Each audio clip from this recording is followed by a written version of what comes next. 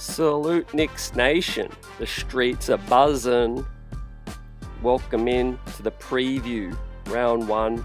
Knicks, Pistons. Saturday it goes down between these two Eastern Conference foes.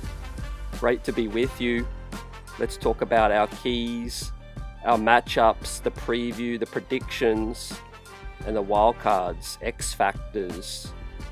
And let's talk about how the New York Knicks are going to take this series and move on to the second round to face Boston.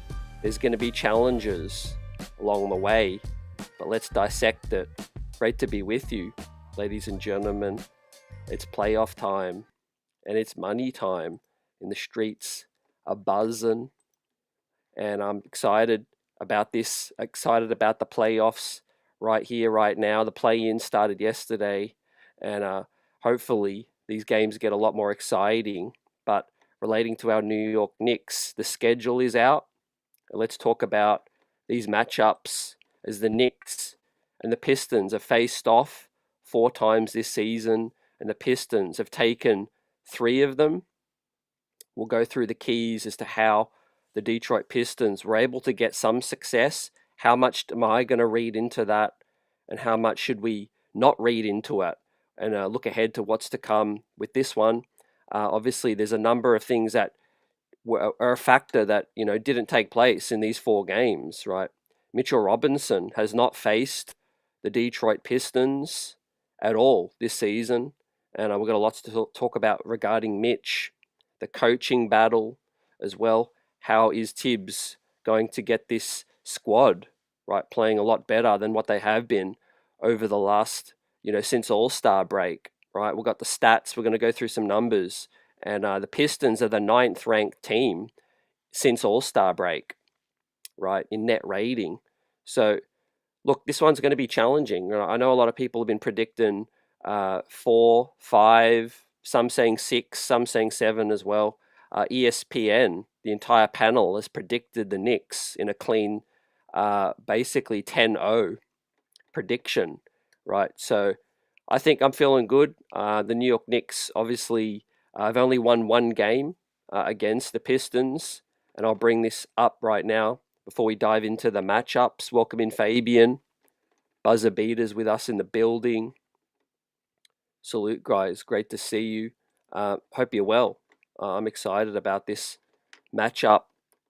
And I think the New York Knicks, my prediction is 6, and I'll talk about that a lot more as to why and how. But as I pull this one up, the Detroit Pistons have won the last 3 against the New York Knicks.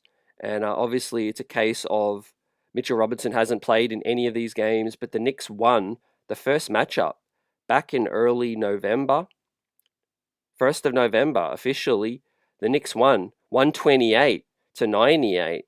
It was by far the biggest margin of all the games. It was a complete and utter blowout. Right. The Pistons turned the ball over 22 times in that matchup. So that is really key. Cade Cunningham, I think they're going to throw a lot of different looks at Cade. It's going to be doubles. I think initially Mikal Bridges is going to get that first assignment. But I'm going to talk about that in these matchups. Also, the Pistons didn't get many threes up in that game, right? That was a big outlier. In the game that the Knicks won, they forced 22 turnovers, and the Detroit Pistons didn't get many threes up. As we bring this up, what did they shoot? 11 of 34, fam. 32% from 3. And obviously, lo and behold, if you can compare the other 3 that they won, they shot 36%, 44%, and 50%. And in the game that the New York Knicks won, they shot 32%. So the Pistons, the 3-point shooting is a big swing, and the Knicks have to be able to guard. They have to be able to guard the 3-point line with Beasley, Tobias Harris, Timmy Hardaway. And they've got to force these turnovers, right? So that is the tale of the tape. The New York Knicks, Detroit Pistons. Pistons have won the last 3. But before that, Obviously, the Pistons are a different team, but you look at all this. They took L's to the Knicks, basically, for the last however many years. You want to go back all the way back to 2020 was the last time the Pistons actually got a win against the Knicks. So credit to them. I do want to say I am, respecting the Pistons heading into this series. Probably some Pistons fans checking us out. And I no doubt as this series goes on, there's going to be some fun, some back and forth, and some banter between the two fan bases. But obviously, the Pistons have tripled their win total, and they deserve respect because they've beaten the Knicks in the last 3 games. But that is basically where things switch, and what is different heading in now to what's going to be an exciting series, right? My opinion in terms of what's going to be different from what we saw in these 4 games. Regular season, there were so many different outliers in each game. Like, for example, the game that the Knicks won, Osar Thompson didn't play, right? And he is the best perimeter defender. He's going to get that assignment, I feel like, on Jalen Brunson. You see him there in the bottom left corner with these matchups. On the left, we have projected starters, right? And I know Mitchell Robinson's there. We're going to talk about that. On the right are the projected, bench depth right now. Coming off their bench, Schroeder, Malik Beasley, Ron Holland. Fontecchio is probably going to be situational. He's not probably going to play. And then Isaiah Beef Stewart. But on the left, Osar Thompson coming in as one of the best perimeter defenders in the league. He's had a huge rise in his season, and he is going to be a big factor in the series. Osar didn't play in the first meeting against the two teams back in November 1st, and the New York Knicks got the blowout win. Osar did play in every other game that the Pistons were able to win. So you could say he is a big X factor, wild card. On the flip side, Mitchell Robinson, as I said, hasn't played in any of the matchups earlier this season. So my opinion, Mitch is going to be absolutely huge. Tibbs spoke at practice about how much he likes the dual lineups, and I think he's been holding that. He's been keeping that up his sleeve, and I think he is going to unleash the Mitchell Robinson cat lineups, fam. I think there's been a rhyme and reason why he hasn't thrown him out there, but it's do or die right now, There might not be a tomorrow. And so why is he saving it? Mitch is healthy now, and that is the biggest difference right now from the regular season matchups, guys. The team is rested. The team is healthy. Full practice, 6 days rest now. At no point in the season can anyone say that the New York Knicks had 6 days rest. So you look at the bump and grind of the season and the New York Knicks losing those last 3 against Detroit. One of them was second of a back-to-back. The players were banged up. There was, some players going through a dip in form as well. And obviously the last game that we saw, there was a few players rested, OG Hart and Mitch as well. So we turn a new slate. I think the Knicks getting 6 days rest is huge. For the main reason why is that basically Tibbs is going to completely shorten the rotation now. He's going to sell out. I think he's going to sell out on these first few games. The players are going to be playing huge minutes.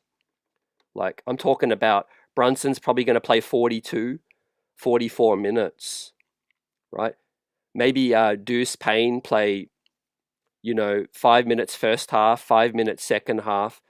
We'll see how that plays out. But I'm not going to look too far down the line with this series. I'm going to go 2 games at a time. We're obviously going to get the first 2 games at MSG, and we're going to see, okay, what is the first go-to for each coach and what's going to be the adjustment after that. But why I'm feeling good, the number one reason is that the Knicks have had 6 days rest, right? They're fully healthy, and there's no minutes restriction for Mitchell Robinson, a player that the Pistons have not seen all season, right? How do you guys think about that? Welcome in Shez V, Daras, David, what's good? Paula, great to see you all in the building. Fabian, great to see you as well. Hope you're doing well. I feel like this is going to be a chippy physical series. Yeah, and whoever can adjust to the officiating is also going to be really key. And what we've seen with Cat getting in foul trouble, we've seen Cade, we've seen Isaiah Stewart, Jalen Duren.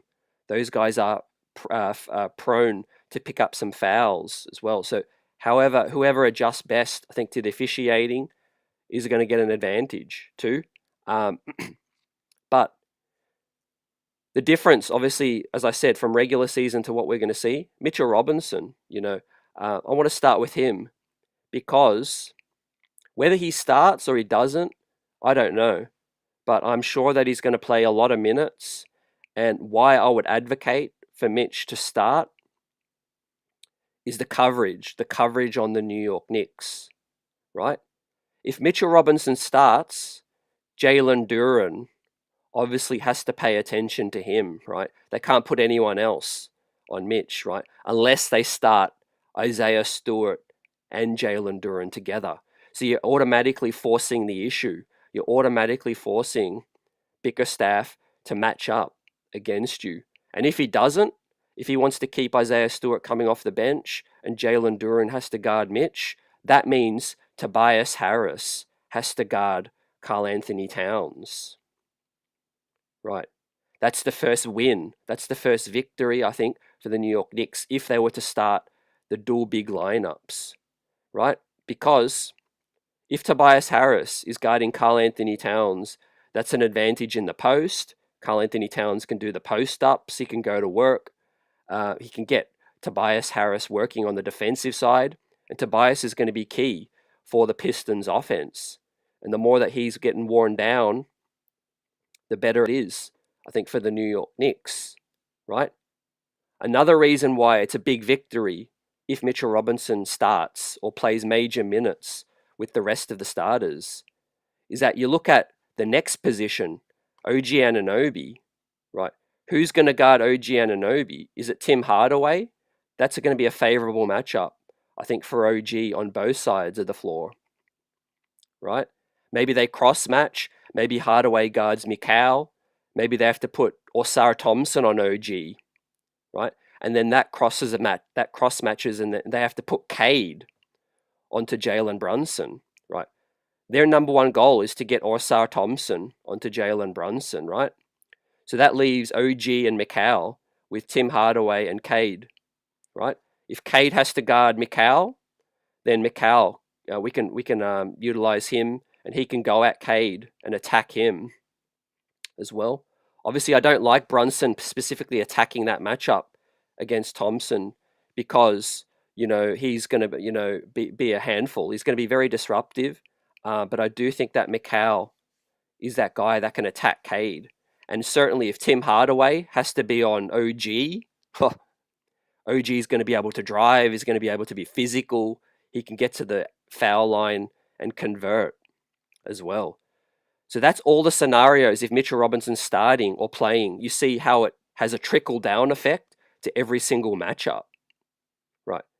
If Mitch doesn't start, right, then obviously you have either Josh Hart, which is most likely, and then that allows the Pistons to then be able to throw Jalen Duren on Hart, and that's going to be interesting. Maybe we lose an advantage on the glass. We'll see how that plays out. Cat is the lone center. He's going to have a handful, battling as well. Dara says we need a roaring Cat in this one. And Buzzer Beater says if we guard the three and don't turn it over, we got it. 100%. Those are two major keys, guarding the three and protecting the rock, fam.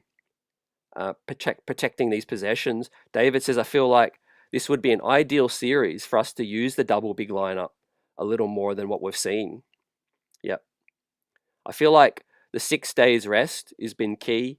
We've been ramping up Mitch to, get him into the best condition. And I think now it's go time.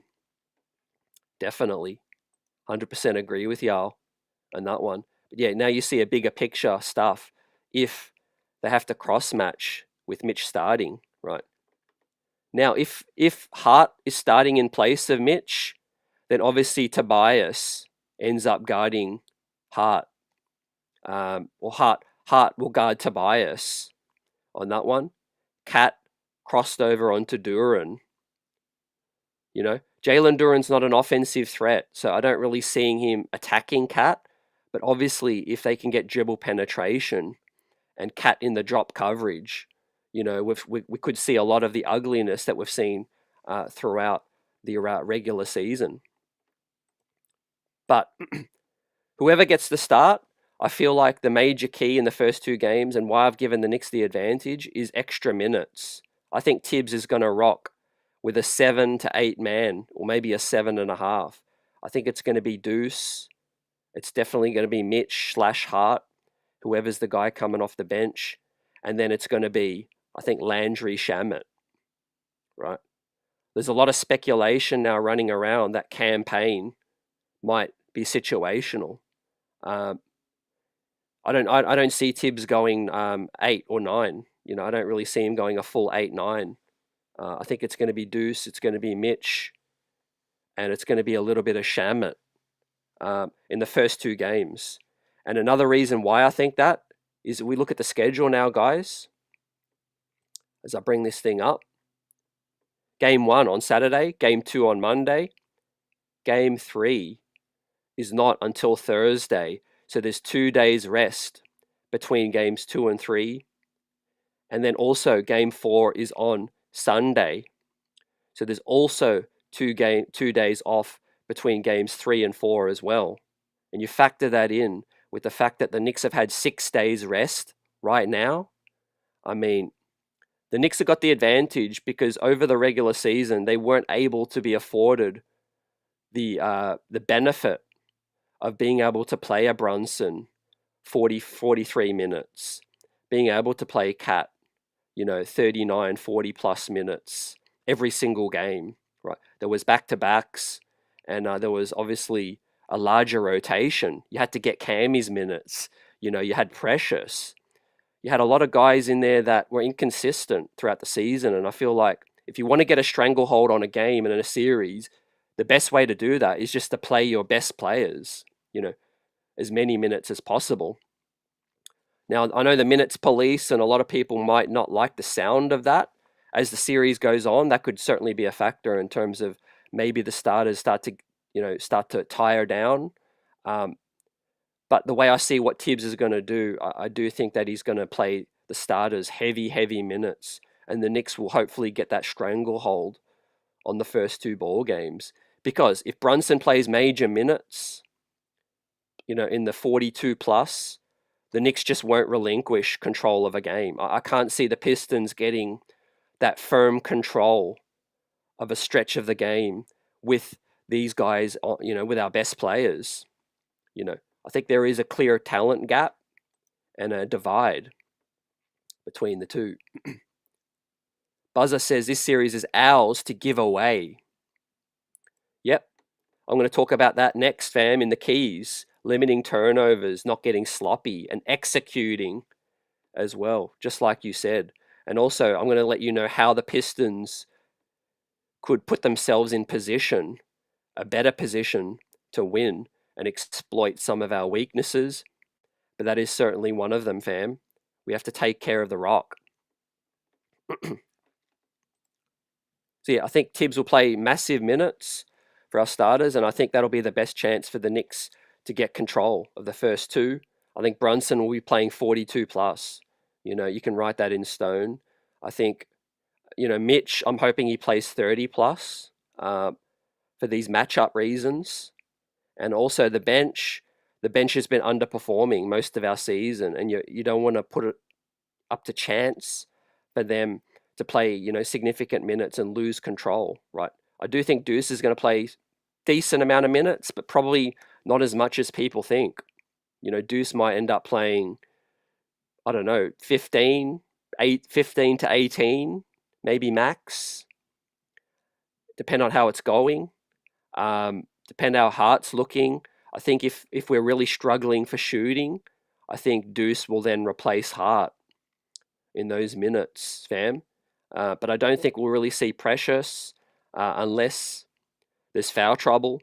The the big gamble is if you're obviously going to play Mitch and Cat a lot more, then there is going to be a situation where one of them might get in foul trouble. So I think the Knicks will have to be careful, be disciplined. Karl Anthony Towns, right? If you are going to pick up a cheap foul, make sure it's a real foul. No and ones, no layups, no easy baskets, right? This is the playoffs, ladies and gentlemen. Duras would like to see Mitch play 35. Yep. Johnny says Precious's minutes will be precious. Absolutely. I think Precious will be on the situational seat looking in, but we'll see how the other series plays out. I think the Knicks in 6, but I think if the Knicks win the first 2, the likeliness of Knicks in 5 steadily, rapidly increases. I think the Pistons' best chance will be to win one of the first 2. That is when the Knicks will be most vulnerable, right? What are some other key matchups, ladies and gentlemen? Well, look at the backcourt. Cade, Osar, Bronson, Mikal, right? Who's going to get that coverage on Cade first up? I think it's going to be Mikal Bridges, right? I don't think he's going to be putting OG on Cade immediately, right? There's respect there, and certainly that is the preferred matchup in terms of if you want to slow Cade down.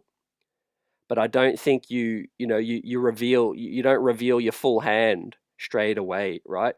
You put the ball in their court. You say, all right, Mikal, this is what we recruited you for. You are a great one-on-one on-ball defender. Go out there and make a name for yourself, right? And do what you do, right? Earlier in the series, look, if Cade starts to go off, right, the supply from everyone else dries up as well, right? What did I show you earlier? When the Pistons won, they shot above 36% from 3 in all 3 of the wins, right? And the game that they lost, the one game that the Knicks won, they shot 32%, and they didn't get up many threes in that one.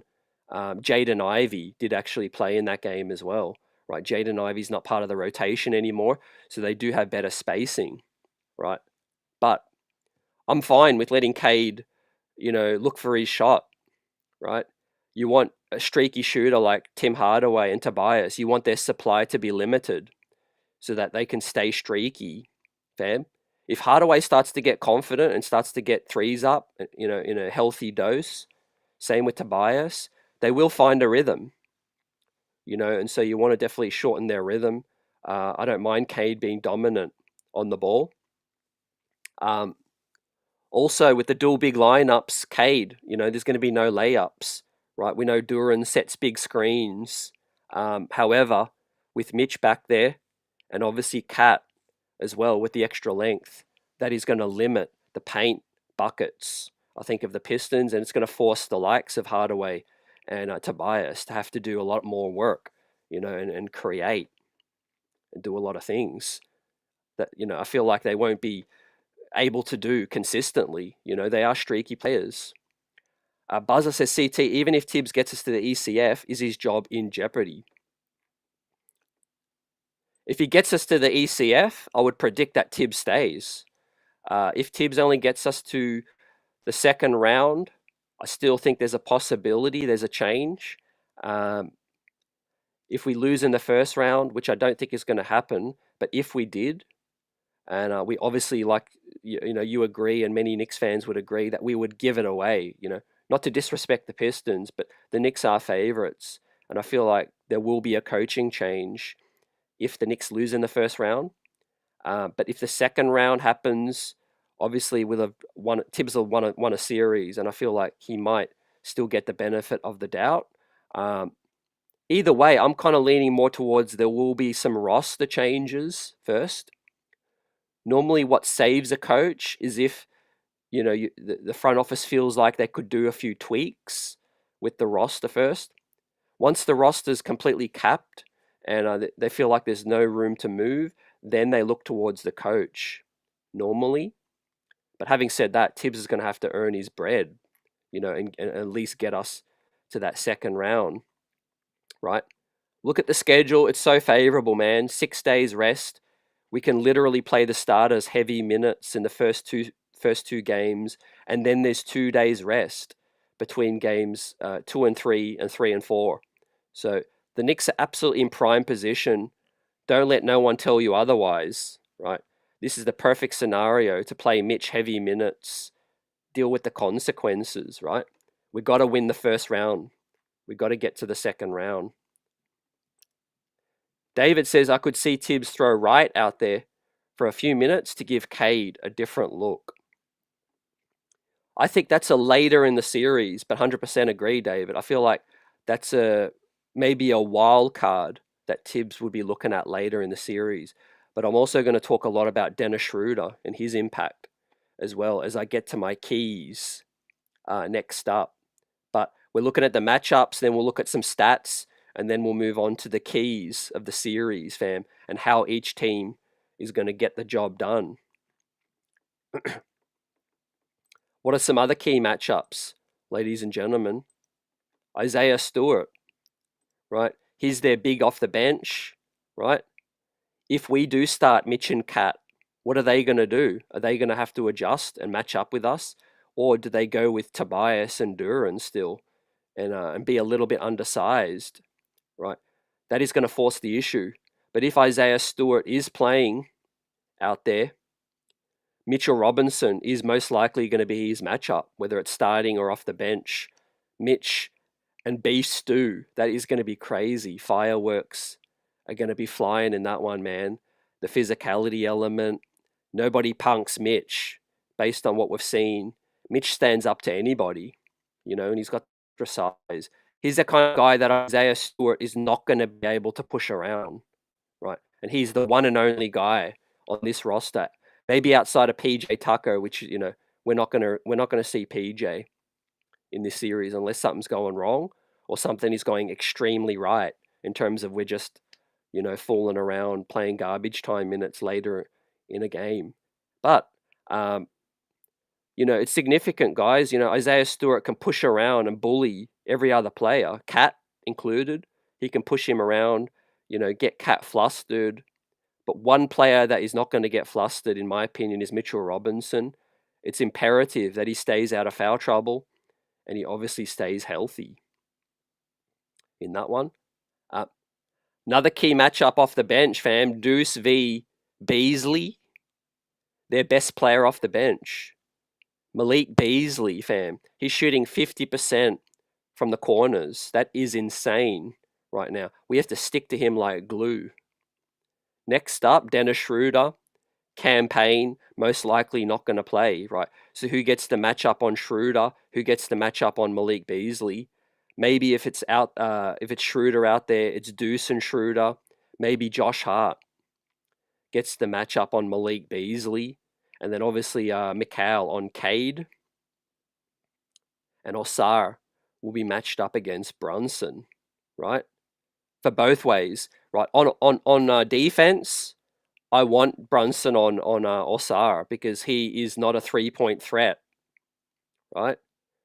And if he wants to try to take, Jalen Brunson to the rack, well, let's see how that works out. Osar Thompson is extremely athletic, and he could have his way down low, but out on the perimeter, Osar Thompson won't give Brunson any problems, right? And but yeah, Hart probably matched up on Beasley. Deuce onto Schroeder. We'll see how that plays out.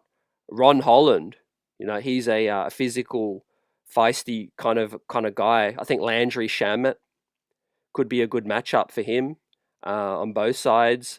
We saw Shamet matched up against Beasley for a little bit of a stretch. Beasley did get a few buckets on Landry down low, gave him the too small, but then Landry answered the call and he fought back, drilled a couple of threes in the face of Malik as well. So I look for that to get interesting. I think that's going to get spicy. Those two going back and forth with each other. Simon Fontecchio, I think he's going to be the situational guy out of the Pistons bench. On their bench, we've got Sasser. I don't know how much he's going to factor in. He's just working his way back from injury. And Paul Reed, the guy who took that L with Philadelphia from last season. He's their situational big as well. If they get foul trouble or an injury, Paul Reed will be their big that steps in. But yeah, I do think that the Pistons will be more open to playing a deeper rotation than the New York Knicks. I'm going to predict that the Knicks play the 7.5, 8, with Landry being the half, the 0.5. You know, what I mean by that is he might play 3-4 minutes in the first half and then he might not play again. If there's an injury or foul trouble or we're getting cooked and Hart's just, not hitting those open shots, then Landry might get more activated. But I think it's going to be Deuce and it's going to be Mitch or Hart as the 6 and 7 guy. And we'll see how it all plays out. Johnny says Detroit's plan is for Cade to burn Brunson on these switches. Deuce is not much better versus the tall point guards. Yeah, that is one of the main concerns, fam, as the New York Knicks try to limit the pick and roll impact. Cade Cunningham, are they going to switch? Are they going to blitz? Are they just going to hard hedge and then try to fight, claw and match back up? It's going to be interesting. I can't say that the Knicks are going to do one coverage all the way. I feel like they will stick to try to fight over the screen. I think in the beginning, naturally how a series goes is, you don't show your adjustment immediately. I think that would be careless. I think that would be reckless, right? Guys, there's no need to panic. It's game one.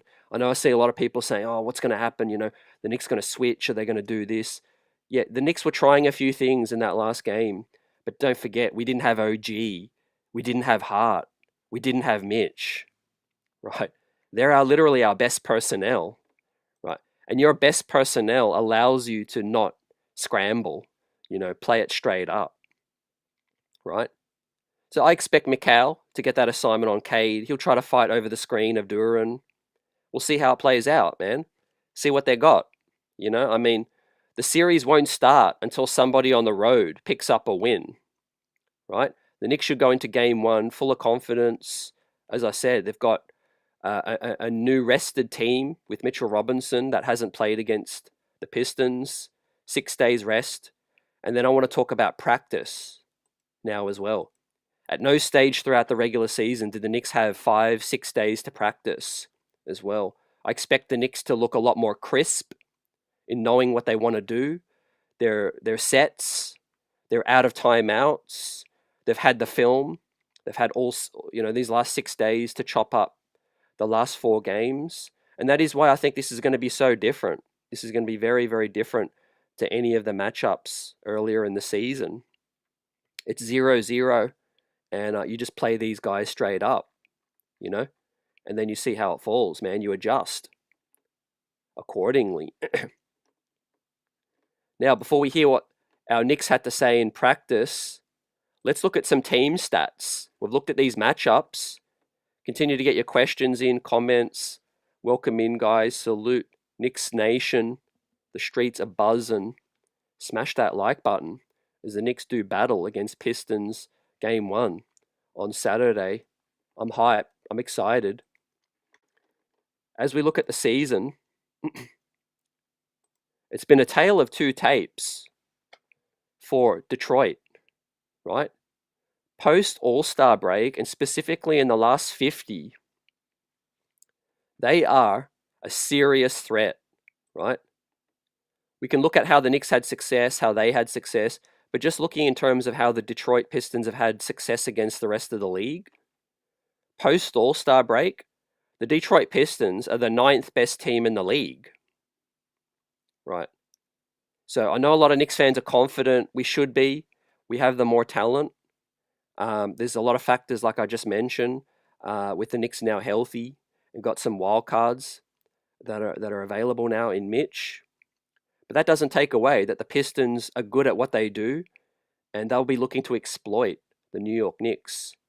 Now, their net rating is 4.9, right? In the 27 games since All-Star break, right? The New York Knicks are 18 in net rating, right, at 0.3. So since All-Star break, the Pistons have been a better team, right? The Knicks have been 15 and 13 since the All-Star break, and the Pistons have been 15 and 12. Now let's look at defensive rating, right? Defensive rating since All-Star break, the Knicks have picked things up, but it's no doubt in part because Jalen Brunson missed 15 games. Fam, the New York Knicks are coming in at the 11th best defense since All-Star break, and the Pistons are coming in. There's only a few point difference, 0.5, but the Pistons are coming in with the 15th best defense since the All-Star break. Offense, the Pistons have the 10th best offense since All-Star break. They're putting up 117, ladies and gentlemen. The New York Knicks are only scoring 112, all the way down in 22. Now, Jalen Brunson missing a large part of that, has a large part to play in that one as well, fam. So, Pistons with a better defense and a better offense than the New York Knicks since All-Star break, and slightly better net rating.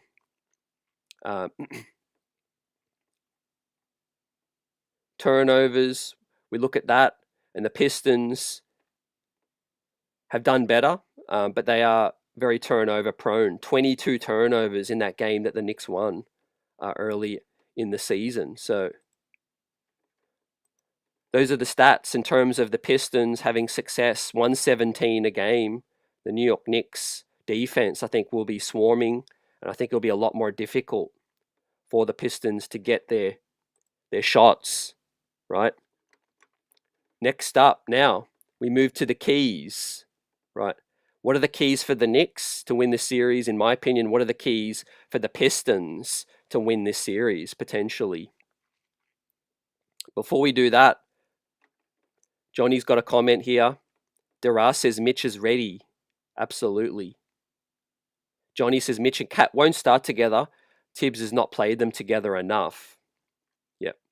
Maybe not start together, but I feel like he'll go to it a lot more, man. Maybe for 15 minutes, maybe for more than that.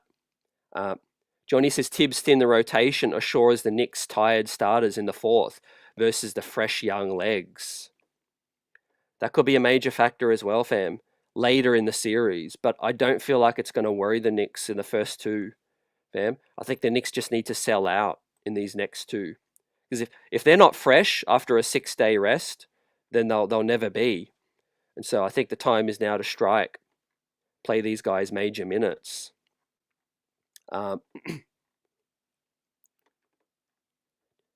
Bold prediction, Buzzer Beater says Tim Hardaway Jr. will get confused about think he's still with the Knicks and will post up a negative 22. I like that, Buzzer. Tim Hardaway, I think Doe definitely knows where he's going to be. His father, his pops, is in the crowd. He threw some strays at Mitch a few years back, saying he was a liability on defense, man. Tim Hardaway Sr. and Jr. are going to be up for this one, man. You don't get traded twice by a team and not want to get revenge against them. Johnny says, CT, is it possible for OG and Bridges to regain their form with healthy Brunson and Cat's high usage rate? I think they will. I think they will, fam. And I think what's going to help, I think, is heavy minutes.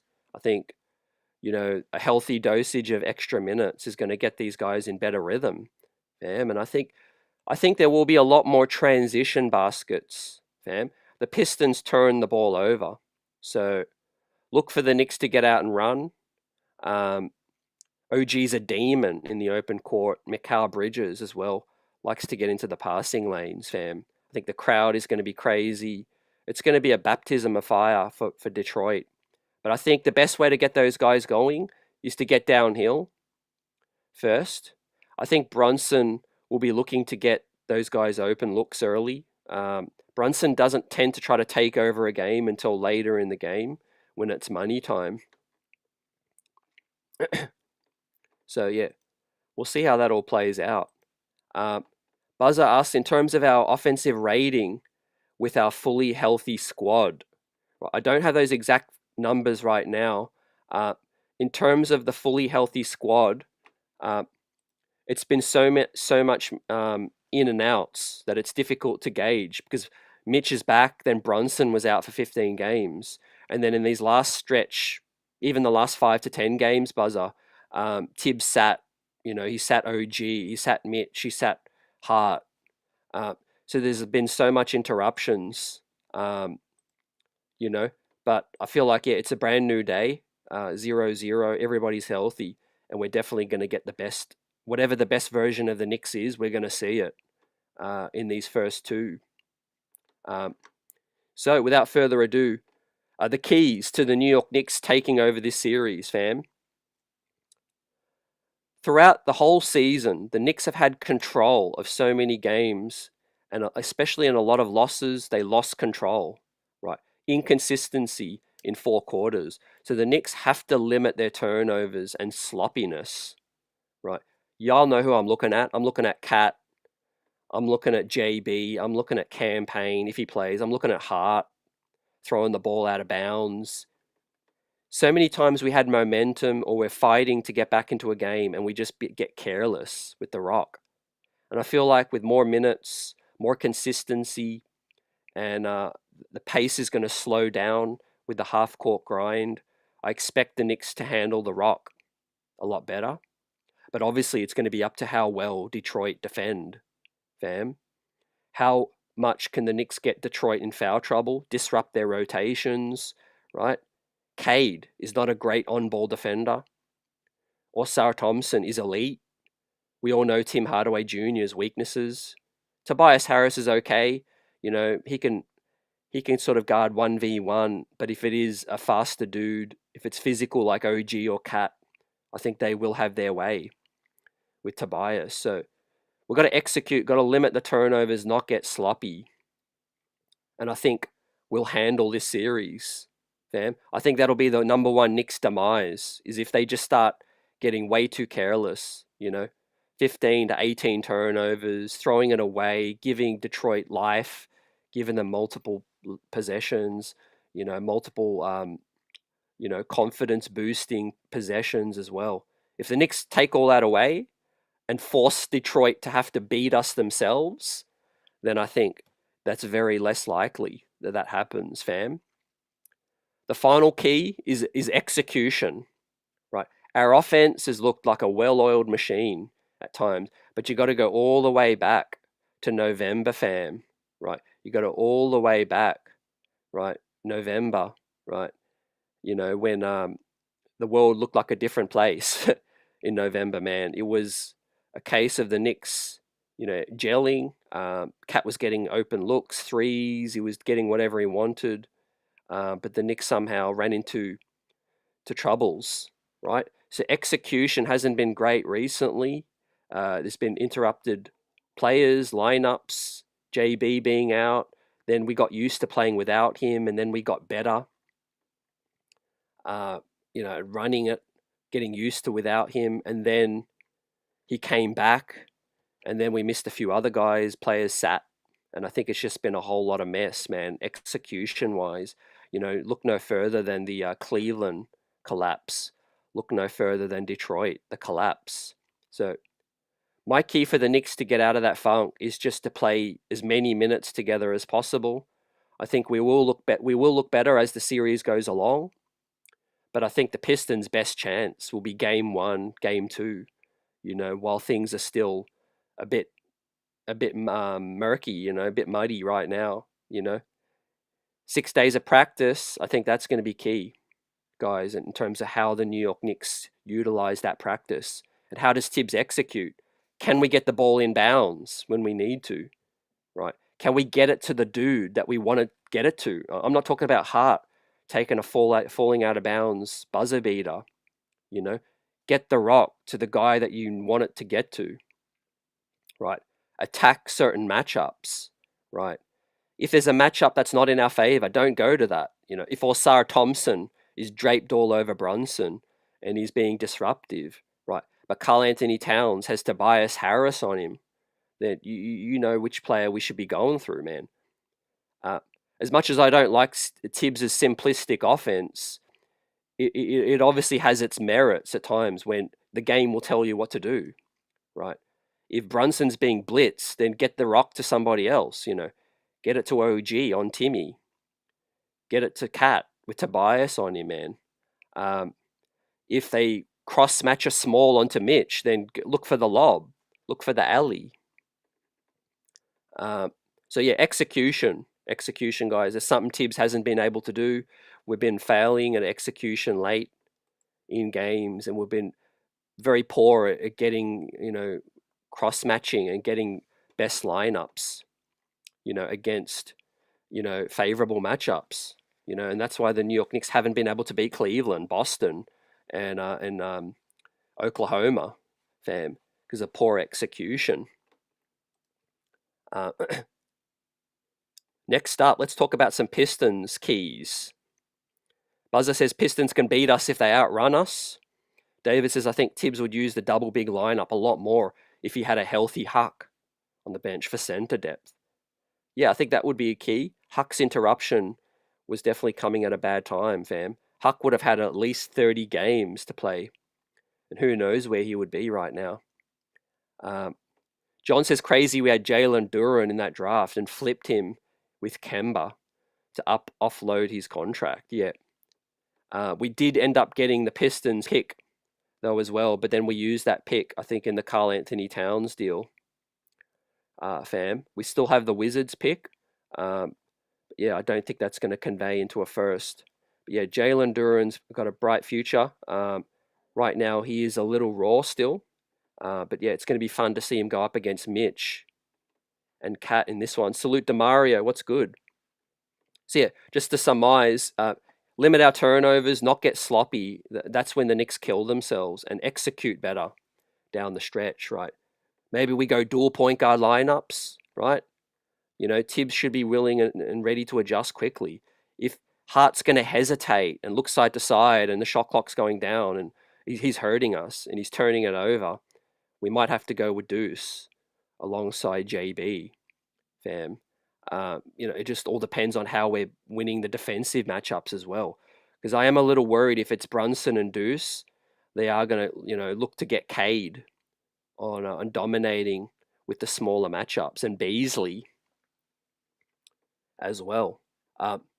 But just to quickly touch on how the Pistons can beat the Knicks, right? Where there's a will, there's a way, right? Anybody can win a series if something happens. And what is that something? I feel like the Pistons' best chance to win this series against the Knicks is to get a whole lot of threes up and hit a lot of threes. But secondary is to push the pace. Right?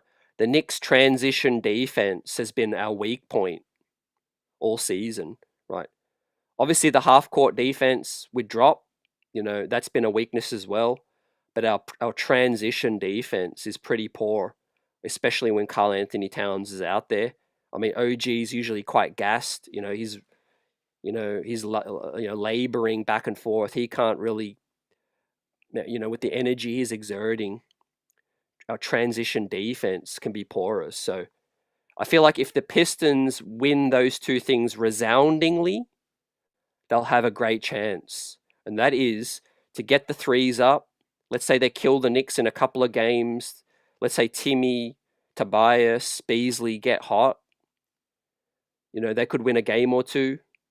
And then they also might push the pace, turn us over.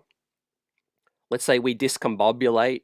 They push the pace and get a whole heap of transition buckets, especially on the road. In Detroit is going to be the best chance for Detroit to win those two by turning us over and pushing the pace. And that also flips to what we need to do, which is take care of the rock. So yeah, those are the only two major keys that I see Pistons winning a series, fam, is if they get hot from three or they just kill us in transition. They turn us over. Buzzer asks, CT, who do we need to lock down other than Cade? Definitely Malik Beasley. Malik Beasley is the secondary danger man. Buzzer. He's shooting 50% from three in the corners. The 3 games that the Pistons won against us, they shot more than 36% from downtown. One of those games, they shot 50%. And one of the other games, they shot 39 or 40 plus. And in the game that the Knicks won, the Pistons shot 32%. So, I mean, the blueprint's there, man. We limit their threes, and I don't think they're going to be able to generate enough points in the half court, man. I mean, are we really going to be worried about Timmy Hardaway in the half court and Tobias Harris in the half court, man? No, I ain't worried about that. Yeah, what can K do? Bully a dude, get his paint points. That's okay because they're not getting their threes up. Right? If Beasley sinks 4 or 5 threes a game, the Pistons are going to be in the game. They're going to be in it. The Knicks need to just stick to him like glue. And yeah, he's the second danger man, fam. Now we get to some spicy stuff, fam. 2 wild cards and 2 X factors on each side. Right. I'm going to start with the wild cards. Right. New York Knicks. Before I tell you my prediction or my opinion on who's a wild card for the New York Knicks and for Detroit, you guys let me know. You make a prediction. Who do you think on the New York Knicks is a wild card? Right? Who's the definition of a wild card when we're talking about, he could swing the series, but you just don't know what you're going to get, on a nightly basis, man. You just don't know. Right? When he's on, and when he's not, he's not. Is Huck going to be in the series, says Buzzer? Huck is definitely not ready, man, unfortunately. Hurts to say. But I think, Huck Porty might be a round 2 kind of proposition, which could be exciting against the Boston lineup. Huck is definitely doing practice, his individual workouts. I don't think he's taking contact yet. But, man, he's got to be definitely getting close. David says, speaking of wildcards, I'm so glad that the Celtics are getting the Magic in the first round. Yeah, I like that matchup as well. David, agree with you. Shez V says Bridges could be the wild card if he blows up. I like that. But I'm definitely going to talk about Bridges in the next segment, just to give you a spoiler alert. Johnny says Mitch is the wild card, a game changer on both ends. Fam. Great, I like that. He's not my wild card, but I like that. Definitely. I feel like Mitch is more of a known, though, in my opinion. He's more of a known commodity in terms of if Mitch gives us 15 to 20 minutes, I kind of feel good about what he's going to give, how good those 15 minutes are going to be. I feel like he's going to be very effective. My wild card, right, is Josh Hart. He can swing a series, I feel like that's the definition of the wild card. Josh Hart, he's been up, he's been down. I don't even know where he's at right now, man. He's the lightning rod of this team. He can get the crowd amped. He's John Starks 2.0, man. He's J.R. Smith 2.0, 3.0. He's a game changer. But also when he's not got it going, it could be a train wreck. So it's different ends of the spectrum.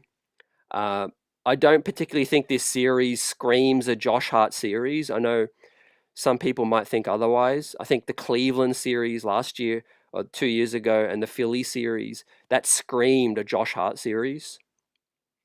I feel like they've got a lot of wings that could neutralize Hart.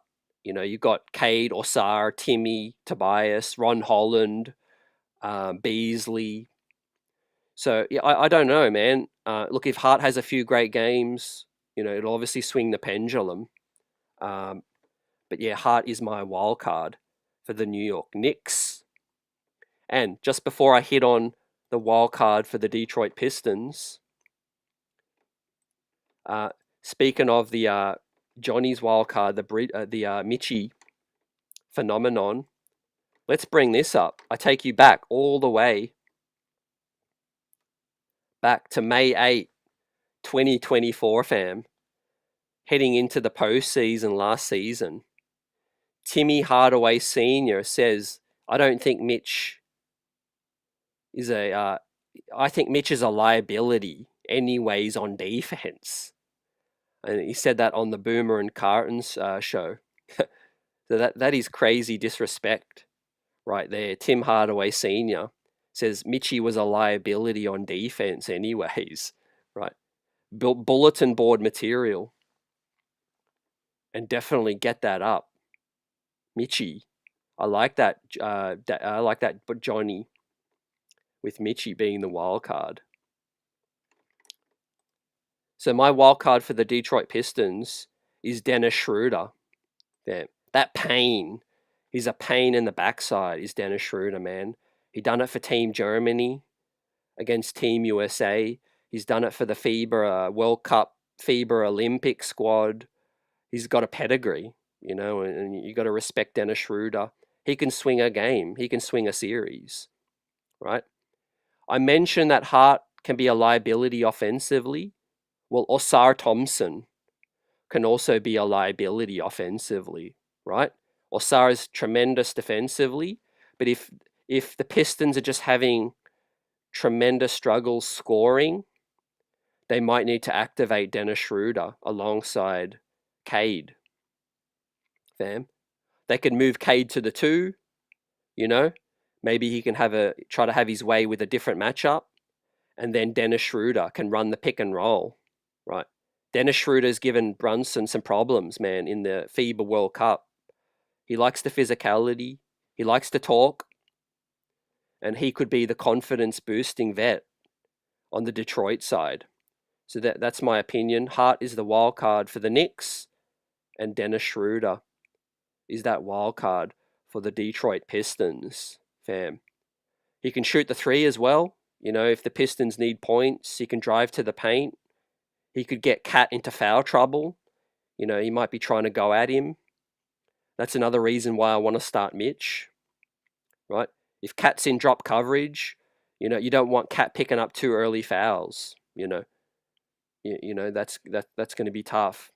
Whereas if Mitch starts and he gets in a few fouls, okay, then you can go back to putting Cat, I think, at the 5. Salute Chris Gotti in the building. Shez V says, imagine if Shamet starts hitting 3s like crazy. I'm imagining it, man. I think Landry's the hottest shooter right now. And I feel like it's going to be tough to understand how many minutes he's going to get based on how good our offense looks. If we're struggling a little bit early, Shamet could be getting more minutes. But I do think he's going to be the 0.7, the 7.5, the 0.5 and the 7.5. Next up, the X factors, right? Now, just to clarify, the difference between a wild card and an X factor is a wild card is, I feel like, they're more of a volatile swing. They're a bit more volatile. X factor is, I feel like, they're definitely going to have their say in who wins the series. They're definitely going to have their say. The X factor on my New York Knicks, your New York Knicks, is a player we acquired in the off-season, right? He's a player we picked up via trade, via the Brooklyn Nets. He's a player that's been maligned. He's spoken out. He's had his ups and he's had his downs right now. But heading in to what is going to be a pivotal series, Mikal Bridges is the personification of an X factor in this one for both sides. He's going to be guarding Cade. If we get torched in that matchup, Pistons are a chance to win that series. If Bridges locks down and he's one half of Wingstop serving all you can eat, the Knicks will win the series. It's as simple as that, ladies and gentlemen. But Mikal Bridges will also have to score as well, right? If they want to put the blanket on Jalen Brunson and Cat, let's say he gets flustered that he's not getting calls and he's in foul trouble and he's turning it over and things just aren't working offensively, the bridge man is going to have his moment. The bridge man, I could see us winning a few games this series where we're coming on here and we're like, man, it's great we picked him up. you know, for all the doubt and all the shade thrown his way. It could be a situation where, like, you know what, Brunson didn't have it going, Cat didn't have it going, but Mikal Bridges put up 12 points in the fourth quarter, got us a steal, got out in transition, uh, fought over the screen to force an illegal pick. All of those things, man. I think do the one percenters, and I feel like if Mikal Bridges is locked in, we're definitely going to win the series, ladies and gentlemen. Now, the X factor on the Detroit Pistons is Tobias Harris, ladies and gentlemen, for similar reasons. I feel like he's a player that could lose his matchup defensively. We could attack Tobias and he could, be struggling because he's not a strong defender. But if the Pistons want to win, they have to put up points, man. They're scoring 117. If the Knicks are limiting, production from Cade and Beasley to an extent where they're not dominating, Tobias Harris is going to have his games. He's going to have to score the points and hold his own defensively, fam. He's a streaky player, is Tobias, He might go missing for 3 quarters and then he might kill the Knicks and score 10 points, in a quarter. And he is a focal point. He can go isolation. He can get Cat out on the perimeter and, and try to take advantage of certain matchups. And so Mikal, Tobias in that one. As we wind down, we move to the final segment, predictions. Ladies and gentlemen, I'm going to bring this thing up from the ESPN crew. Right. You let us know whether this is an omen, whether it's a curse. What do you think, man? They want to ride the Knicks jockstrap. When we're successful, when we're struggling, they want to sink the boot in. But for some reason, every single panelist on ESPN has predicted the New York Knicks, right, in a clean sweep, 10-0. Jamal Collier has predicted Knicks in 5. Chris Herring, Knicks in 7. Tim McMahon, Knicks in 6. Bobby Marks, Knicks in 5. Dave McMenamin, the LeBron man, Knicks in 7. George Sedano, right, long-time Knicks hater, Knicks in 7. Ramona Shelburne, right, she likes herself some Knicks, Knicks in 5. Mark J. Spears, he's kind of riding the fence right now. I feel like he likes Cade, he likes Brunson. Mark Spears has gone Knicks in 6. Jeremy Woo, the analytics draft guru with the ESPN, Knicks in 6. Om Youngmasuk, right, a long-time Knicks doubter, Knicks hater. Ohm's gone Knicks in 7. And there you have it, Knicks 10, Pistons 0. Man, I was surprised when I saw that. I'm not gonna lie, man. I would have thought there were at least one or two players in that squad that would have said Pistons, just to try to be cute and try to be clever about it. But yeah, let us know your thoughts, man.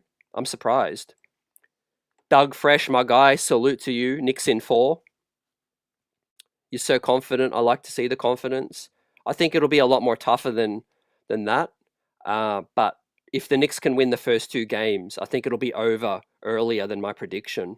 I think Knicks in 6 is my prediction.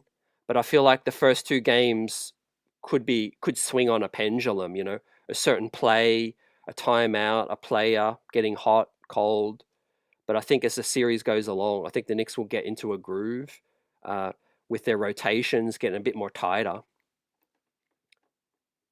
Daras says Knicks in 3.5. Daras on fire in this one. Buzzer says I got Knicks in 6, but I hope we sweep. So yeah, you're going the same as me, man. Let us know which ones you think are you think Detroit are gonna win. I think the conventional way it goes, if it goes 6, I think that it goes Pistons win one of the first 2, and then the Knicks win one of the next 2. So both teams split the road games. And then I think the Knicks just buckle down, win game 5, win game 6, and close it out. They close it out as road warriors all season. And then my alternate scenario, because I like to give 2 scenarios, if the Knicks don't split the first 2, if they win the first 2, then I think they'll win 1 on the road. The Pistons might bounce back in game 3. The Knicks win game 4, and then the Knicks close it out in game 5. Back at MSG. Johnny says, I agree. Bridges is the X factor. The offense is always moving better when he's in the top form. Dimes dropping, Bridges crossing. Yeah, Johnny, I feel like confidence is key for Bridges, you know. If the crowd's chanting his name and the crowd gets up for him swishing and dishing, like Clyde says, I think that's going to boost his confidence, you know. Because I feel like Bridges is a very, you know, he's a mild-mannered, timid dude, you know. He's a good dude. I feel like he's not really built for New York from what we've seen in terms of moxie. But I feel like, you know, whatever comfort zone he can find, whether it's Hart finding him, whether it's the coaches setting him up to succeed, I feel like, you know, he could be the guy that swings this series, you know. You know, he has to be a focal point offensively. You know, he's such a talented player. And the more that he can break loose, that's just going to take the focus off JB and Cat. You know, if OG and Bridges are stinking up the joint, that's going to work in Detroit's favor because they can just, you know, sell out on JB and Cat. Where do I see Deuce's impact?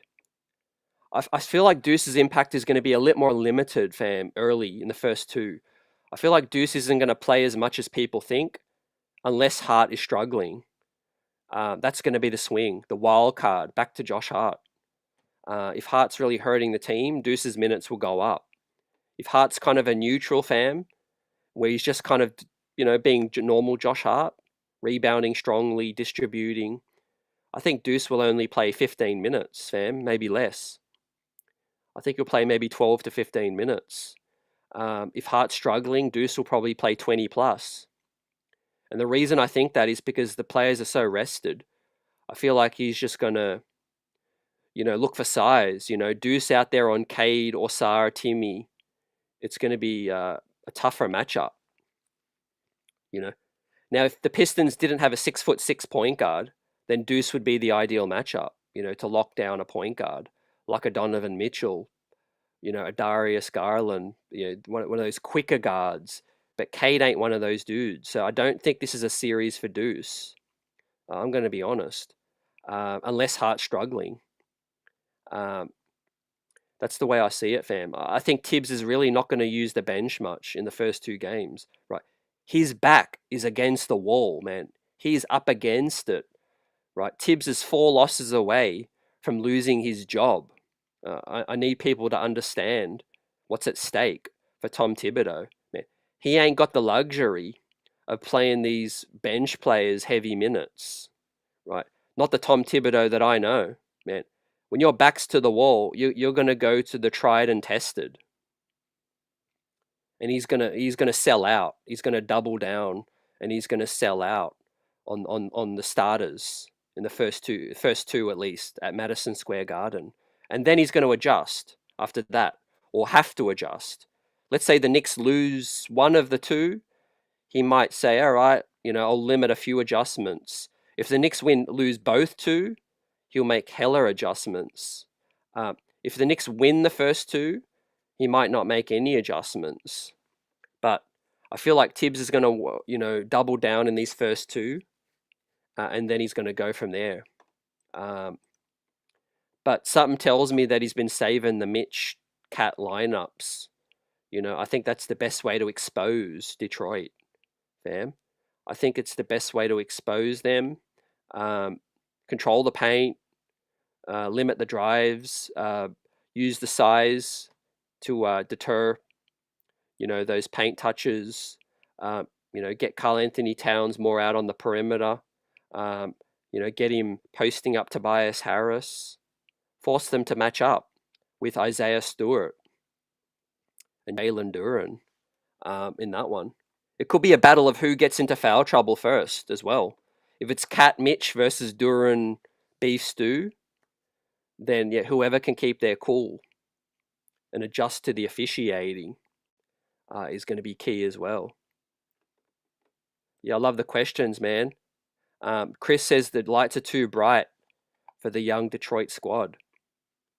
I feel like if they can cope with the first two, that is going to definitely put them in a position to take advantage of the next two.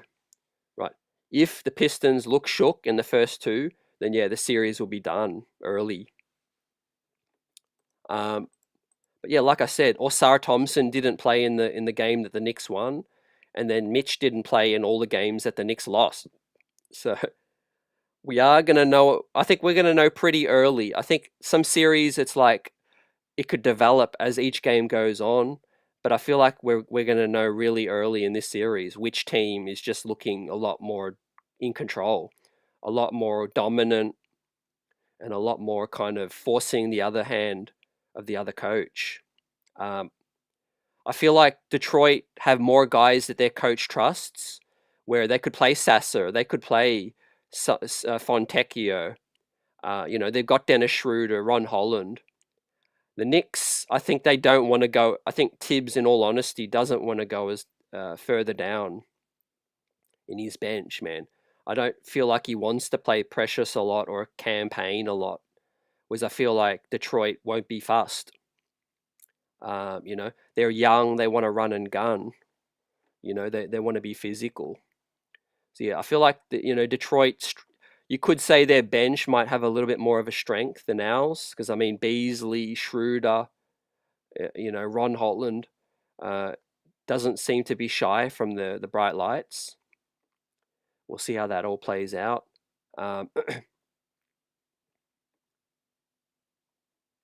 Yep, Tibbs' rotation will be situational, says Johnny. Buzzer says, is Detroit's media or players talking greasy about us? No, I don't feel like it, man. I feel like this is different. I feel like it might not be as spicy until maybe a few altercations. That might be the thing that gets things going, man. Maybe an Isaiah Stewart, stepping onto to Cat, or maybe OG getting into it with someone. But no, I feel like there's mutual respect in terms of Detroit know that they haven't won a playoff game since 08. So I don't really feel like they could be disrespectful. Now I feel like they are maybe a little bit overconfident, some of them. Maybe that's where the disrespect comes in. Elliot says, I don't like the idea of the starters playing heavy minutes, though. It's not sustainable in terms of optimization over the course of the game, let alone a longer series. And I think the Knicks will wrap it up in 5, though. Yeah, a very valid point, Elliot. I feel like it's a concern the longer the series goes if Tibbs is exhausting the starters. Um, the reason I've come to the evaluation that I feel like Tibbs will still play the starters, insane minutes, is just because they've had time to rest, and the schedule. 6 days between games, and then 2 days between games 2 and 3 and 3 and 4. That's ample time. Even if you're playing the guys major minutes, they've just had 6 days rest, and they're going to get 2 days between 3 and 4 and 4 and 5 and 3 and 4, and no travel. No back-to-backs, no travel in the first two. It's the perfect time to just sell out and get the upper hand. Go 2-0, go 2-0 up. These games could hinge on a knife's edge. I would rather go down with our players we trust in the starting 5 than play campaign or Shamit or Precious. I feel like any time we've lost a game, there's been moments where the bench just lost their way. I just don't know how long Tibbs is willing to rock with that. It could be 2 minutes, 3 minutes. I mean, it could work in our favor where campaign, catches lightning and the crowd's going crazy. But we all know it could go the other way, where campaign just, falls out of bounds, throwing up a floater, and the Pistons get a backbreaking 3. We all know that Precious could, try to shoot a turnaround fadeaway, and it banks off the front iron. Hart, we all know he could just throw the ball out of bounds. We got to win the possession battle, I think, is really key as well, guys. So yeah, battle tested, battle hardened. Predictions: Knicks in 6 for me. If we win the first 2, I think it's more likely we'll close it in 5. If the Pistons win one of the first 2, it could be 6, could be 7. We'll see how it plays out, man. But one thing I always say, and I'm going to say it again, I wish for good health for both teams, fam. So I pray to the basketball gods, first and foremost.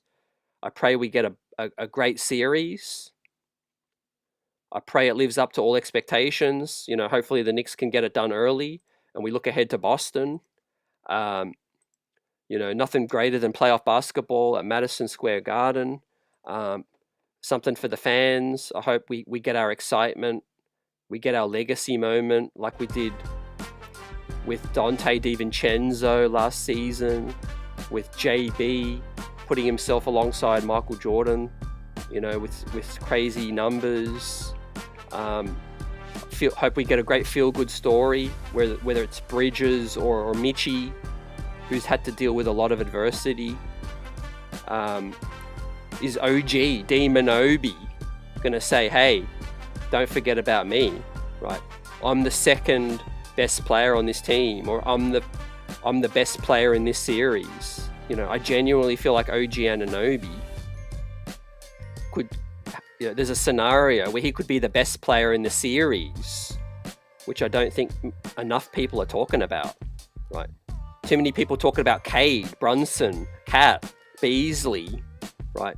Don't forget about OG Anunoby, man. He's arguably the hottest player heading into the series, completely on both sides. Landry Shamet, again, could be a swing factor as well. Now, there's going to be another show coming up, fam. Friday, I think Thursday, Friday.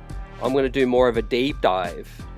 Let's do another deep dive before this season kicks off. We'll do more Q&A. Let us know what you thought of the show, fam. Appreciate you in the comment section. Replay squad, give us your predictions in this one, right? My gut feel that the New York Knicks take it in 6. But yeah, again, I feel like Mitchie's going to have a huge impact in this series. Let's get it on the next one, fam. I'm about to tune in to this play-in tournament between Chicago and between Miami. Looks like the Miami Heat are turning up the heat on the Chicago Bulls. My God. As we pull that one up right now, man. The Heat up by 18, 82 to 64 in this one. Wow. The season might be over for the Chicago Bulls. 4 minutes to play in the third, man. I know Josh Giddey was dealing with an injury coming in, but the Heat have just turned up the heat in this one. They're sick of losing to the Bulls. And then later tonight, we've got the Dallas Mavericks against the Kings. I think Dallas will pull this one out, and I want Dallas to get back into the playoffs. AD. We'll see how that all plays out, fam. Yeah, we'll talk about it on the next one. It's money time. Peace. Let's go, Knicks.